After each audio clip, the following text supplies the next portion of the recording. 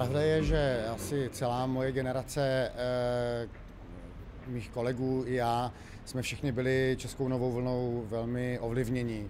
Já jsem začal chodit do kina, když mi bylo 15, to bylo ještě někdy na konci 80. let a to ještě strašná spousta, většina těch filmů z 60. let vlastně ležela v trezoru, byla zakázaná, nepromítala se v kinech, takže na nějakých takových poloilegálních projekcích na Filozofické fakultě nebo po filmových klubech jsme chodili koukat se na filmy Věry Chytilové, Jana Němce, Evalda Šorma.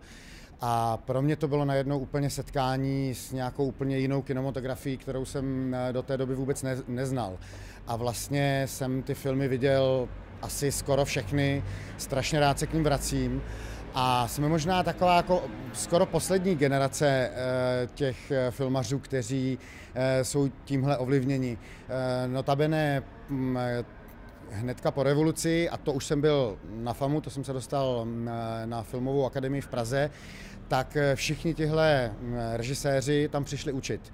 Takže tam učili přesně Chytilová, Karel Kachyňa a všichni se všema jsme se mohli setkat osobně, se všema jsme si mohli vlastně o těch jejich filmech povídat a ta jakási koncentrovanost, ta velmi přesná práce s obrazem, používání třeba neznámých tváří nebo rovno přímo neherců, taková jakási zvláštní poetika, která vůbec nemá nic společného s takovou tou běžnou komercí pozdější doby, tak to ve mně zůstalo. A když jsme začali natáčet film Pouta, neboli anglicky Walking Too Fast, tak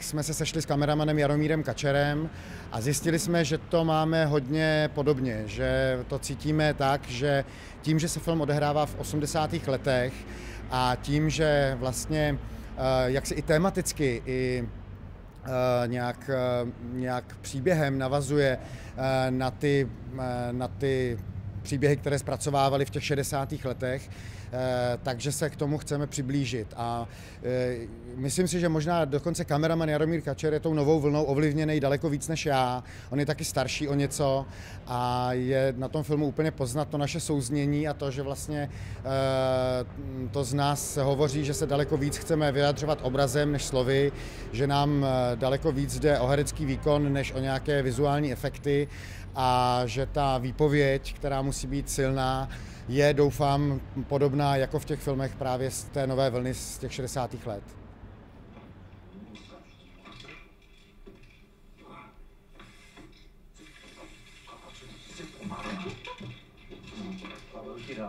Značka. Co jaká jsme? To se normálně dělá na Slovensku. Proč?